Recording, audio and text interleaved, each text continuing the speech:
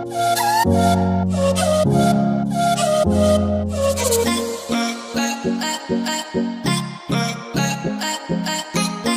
علیکم. نوی ویډیو سره ستاسو خلکړې وایو. تازه خبر رامخې ته شوې دی چې د پښتو مشهوره سندرغاړې او اداکاره نادیه ګل خاوند طلاق ورکړی دی. په څه وجه یې ورکړی دی؟ نادیه ګل اخر داسې څه کارونه کړي وو چې خاوند یې د نادیه ګل طلاق ته مجبوره شو. دوستانو که چېرې تاسو د دې پوره معلومات باره کې ځان خبرول غواړئ که اوسه پورې چا زموږ د چینل مخه نه وي سبسکرایب کړی، اوس زموږ د چینل مخه سبسکرایب کړئ، د دې نشان ورڅخه مخه ووهئ چې زموږ هر یوه نوې معلوماتي ویډیو تاسو ته په اسانۍ سره میلاویږي.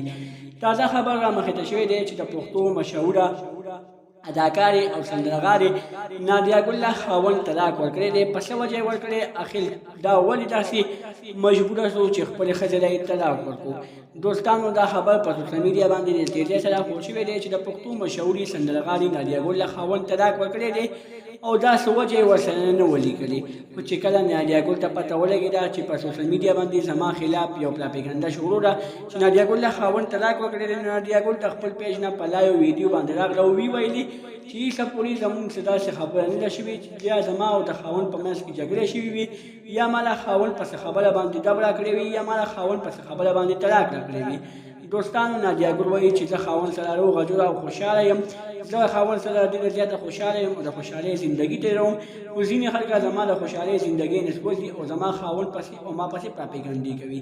نادیه ګل وایي چې تر اوسه پورې زموږ ترمنځ داسې جګړه نه ده راغلې یا څه نه جنګ راغلی دی او نه به راشي، ځکه چې زما خاوند ما سره وعده کړې ده چې زه به تر مرګه پورې تاله طلاق نه درکوم. دوستانو نادیه ګل وایي چې تاسو ته زه یو ریکویسټ کوم، زه یو درخواست کوم چې تاسو ما پسې پراپیګنډې مه کوئ. زه په خپل کور کې ښه خوشحاله زندګي تېروم او تاسو ما پسې بیا هم پراپیګنډې کوئ. ما به چې کله ډرامې سازولې تاسو به هغه وخت کې ما پسې پراپیګنډې کولې چې نادیه ګل غلط کارونه کوي او په ډرامو کې پیسې ډېرې زیاتې ګټي. خو چې کله ما ډرامې پرېښوستې او ګانې مې شروع کړې نو بیا یې ویلې چې نادیه ګل غلط کارونه کوي او په ګانو کې دومره پیسې نه ګټي څومره چې په غلط کارونو کې ګټي. خو چې بیا ما کله ګانې پرېښوستې او خاوند سره مې واده وکړو نو اوس تاسو ما پسې دا پراپیګنډې کوئ چې نادیه ګل خاوند طلاق ورکړی. دوستانو دا به زموږ نننۍ ویډیو که زموږ دا ویډیو خوښه شوې وي زموږ د چینل مخه سبسکرایب کړئ، د دې نشان څخه مخه ووهئ چې زموږ هر یوه نوې معلوماتي ویډیو تاسو ته په اسانۍ سره میلاویږي. والسلام.